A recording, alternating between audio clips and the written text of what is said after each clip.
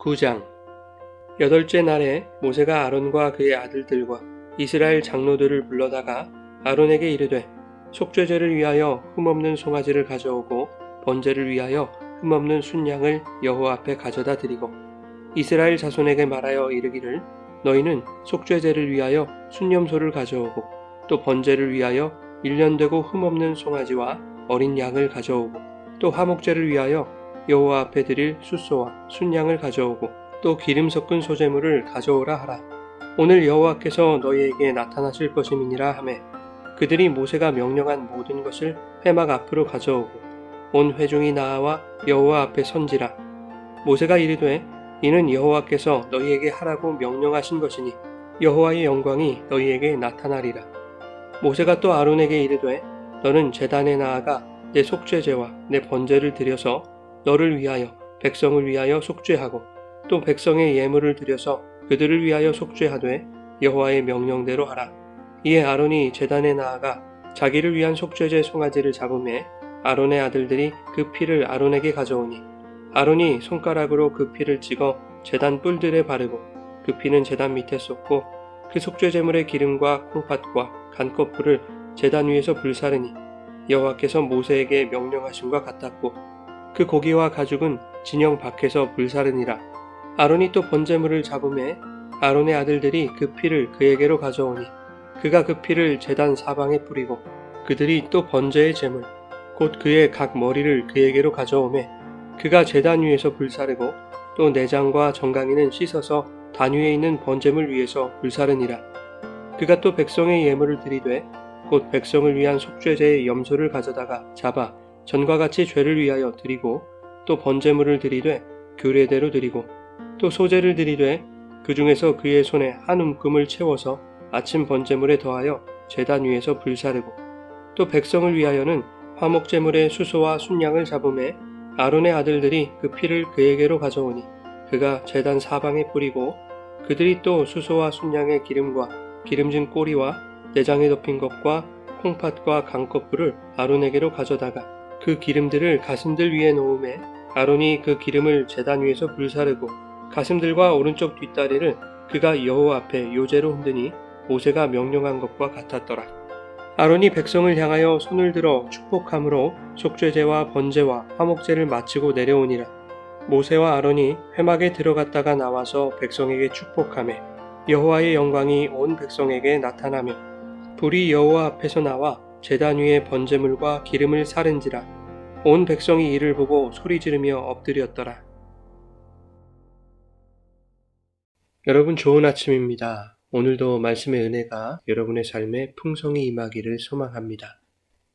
레위기 9장은 7일 동안 제사장의 위임식을 마치고 8일째 되는 날에 대제사장과 제사장으로 세움받은 아론과 그의 아들들이 처음으로 제사장 직무를 수행하는 내용입니다.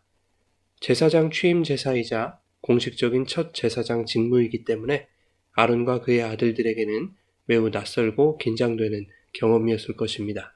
다행히도 익숙치 않은 첫 직무 수행 가운데 모세가 하나님을 대리하는 자격으로 모든 순서를 지도합니다. 모세의 지도에 따라 아론과 그의 아들들은 긴장감과 기대감의 교차 속에서 제사장 직무를 시작합니다. 5절 말씀에 온 회중이 나아와 여호와 앞에 섰다라고 기록하고 있습니다. 이것은 이 제사의 성격을 분명히 드러내고 있는 것이죠. 제사장직의 기본은 온 백성이 여호와 앞에 가까이 나아가도록 하는 것이라는 뜻입니다. 즉 백성들이 여호와께 나아가기 위해서는 제사장의 중보적 역할이 반드시 필요하다는 것을 의미하는 것이죠. 이것은 영원한 대제사장이신 예수 그리스도의 중보로 말미암아 성도가 하나님 앞으로 나아갈 수 있게 된다는 것을 상징하고 있는 것입니다. 2절 이하에 모세는 아론에게 속죄제와 번제, 화목제와 소제물을 준비하도록 명령합니다. 그리고 4절 후반부에는 오늘 여호와께서 너희에게 나타나실 것이다 라고 말합니다. 6절에서도 이 제사들이 여호와 하나님이 명령하신 것임을 분명히 밝히고 여호와의 영광이 너희에게 나타날 것이다 라고 말합니다. 즉 제사장의 중보로 행해지는 이 제사를 통해 백성들이 여호와의 임재와 영광을 경험하게 될 것임을 말하고 있는 것이죠. 디모데전서 2장 5절과 6절은 이렇게 말씀합니다. 하나님은 한 분이시요 또 하나님과 사람 사이의 중보자도 한 분이시니 곧 사람이신 그리스도 예수라. 그가 모든 사람을 위하여 자기를 대속물로 주셨으니 기약이 이르러 주신 증거니라. 하나님과 사람 사이의 유일한 중보자가 예수 그리스도이며 그 중보자이신 그리스도의 역할은 모든 사람을 위한 희생제물이 되시는 것이다 라고 말씀하고 있는 것입니다. 그런가 하면 히브리서 9장 15절은 이렇게 말씀합니다. 이로 말미암아 그는 새 언약의 중보자시니 이는 첫 언약 때에 범한 죄에서 속량하려고 죽으사 부르심을 입은 자로 하여금 영원한 기업의 약속을 얻게 하려 하심이라. 모든 사람을 위하여 대속물이 되어 죽으신 그 주님의 속량으로 말미암아 죄인들에게 영원한 기업이 약속으로 주어졌다고 말씀하고 있는 것입니다. 즉 영원한 대제사장이요 유일한 중보자이신 예수 그리스도의 십자가로 말미암아 죄인들에게 구원이 임하고 천국의 소망이 주어짐을 말씀하고 있습니다. 즉 예수 그리스도의 중보를 통해 나타나는 역사는 성도가 날마다 성령 안에서 하나님의 임재를 경험하고 여호와의 영광을 찬송할 수 있게 되는 것임을 대제사장의 직무를 통해 여호와의 영광이 나타날 것이라는 말씀으로 오늘 본문이 설명하고 있는 것이죠. 그런가 하면 본문에서 제사장을 통해 행해지는 제사는 그것을 통해 이스라엘 백성이 하나님께 가까이 나아가기 위함이었습니다. 즉 중보자이시고 영원한 대제사장이신 예수 그리스도를 통해 하나님께 가까이 나아가는 성도들의 예배를 상징하고 있는 것입니다. 오늘날 우리의 예배 가운데 과연 4절과 6절에서 말씀하는 바와 같이 하나님의 임재와 영광이 나타나고 있는지 생각해 보아야 할 것입니다. 가식적이고 율법적인 바리새인과 같은 종교 행위와 그 종교 행위 안에 교묘히 숨어있는 인간의 자랑과 의로움을 인정받으려는 것은 아닌지 깊은 반성과 성찰이 요구되는 오늘날 예배의 현장인 것입니다. 한편 하나님이 레위기에서 명령하신 5가지의 제사를 통해서 우리가 이미 살펴봤듯이 인간이 하나님께 가까이 나아가기 위해서는 반드시 제물이 필요했습니다. 그런데 그 제물이 설명하는 핵심은 항상 예수 그리스도였습니다. 오늘 본문의 말씀에서 대제사장의 중보로 드려지는 이 제사가 의미하는 것은 바로 예수 그리스도를 통해서만 하나님께 예배할 수 있다는 것입니다. 우리의 대제사장이신 예수님의 중보가 있어야만 하나님의 은혜의 보좌 앞으로 나아올 수 있다는 것을 거듭 말씀하고 있는 것이죠.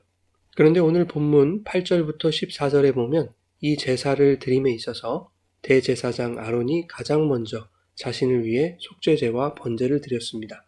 백성을 위한 제사는 그 이후에 드릴 수 있었죠.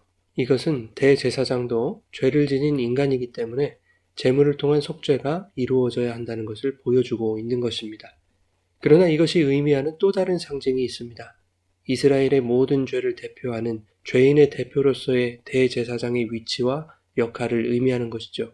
이것은 우리의 모든 죄를 대신 짊어지셔서 죄인의 대표가 되신 예수 그리스도를 상징하는 것입니다. 예수님이 스스로 희생제물이 되셔서 하나님께 바쳐지심으로 우리의 죄를 속해 주신 것처럼 대제사장 또한 자신을 위한 속죄 제사를 먼저 드려야만 이스라엘의 대속을 위해 제사를 행할 수 있게 되는 것이죠. 그렇지 않고서는 대제사장이라 할지라도 지성소에 들어갈 수 없는 것입니다. 결국 대제사장이 지성소에 들어가는 그 제사의식이 이루어져야만 이스라엘 백성이 하나님의 나타나심과 영광을 경험하게 되는 것입니다. 22절에 아론이 백성을 향하여 손을 들어 축복하는 것으로 속죄제와 번제와 화목제를 마치게 됩니다. 그리고 23절에 모세와 아론이 회막, 즉 지성소에 들어갔다가 나와서 백성에게 다시 축복합니다. 그러자 여호와의 영광이 온 백성에게 나타났고 여호와의 불이 회막으로부터 나와 제단 위에 번제물과 기름을 사르는 것을 온 백성이 목도하게 됩니다. 아론이 축복한 내용은 아마도 민수기 6장 24절에서 26절의 말씀과 동일한 축복이었을 것입니다. 여호와는 내게 복을 주시고 너를 지키시기를 원하며 여호와는 그 얼굴을 내게 비추사 은혜 베푸시기를 원하며 여호와는 그 얼굴을 내게로 향하여 두사 평강 주시기를 원하노라 할지니라. 이 아론의 축복이 오늘 우리의 예배와 삶의 제사 가운데도 동일하게 나타나기를 소망합니다. 첫 제사장직을 마무리하고 백성들을 축복하자 하나님의 영광과 불이 나타났습니다. 이것은 하나님이 그 제사를 인정하시고 받으셨을 뿐 아니라 세우신 대제사장과 제사장들을 공식적으로 인준하셨다는 의미일 것입니다. 이처럼 우리의 모든 예배 가운데 여호와의 영광과 성령의 불이 임하여 우리가 드리는 예배가 하나님이 기뻐 받으시는 예배로 인정되며 예배하는 자들 모두가 거룩한 나라의 제사장들로 인준되는 흠없는 제사, 향기로운 예배가 되기를 바랍니다. 오늘 본문에서 드려진 제사에서 하나님의 영광이 나타나고 불이 임한다는 것은 신비적인 체험이나 현상들을 의미하는 것이 아닙니다. 24절에서는 불이 여호와 앞에서 나와 모든 제물을 태웠을 때 온 백성이 이를 보고 소리를 지르며 엎드렸다고 말씀합니다. 이것은 하나님과 이스라엘의 언약 관계가 회복된 것에 대한 기쁨이자 죄는 반드시 멸하시는 하나님에 대한 두렵고 떨리는 마음을 표현한 것이죠. 즉 감사와 경외함으로 하나님께 머리 숙여 경배하고 있는 것입니다. 우리의 예배 가운데 하나님을 향한 이 두렵고 떨림의 경외함이 회복되는 예배가 되기를 바랍니다. 겸손하게 머리 숙여 하나님의 임재를 기다리는 예배, 성령의 불이 임하여 우리의 모든 부정함이 소멸되는 하나님이 기뻐 받으시는 거룩한 예배가 되기를 예수님의 이름으로 축원합니다.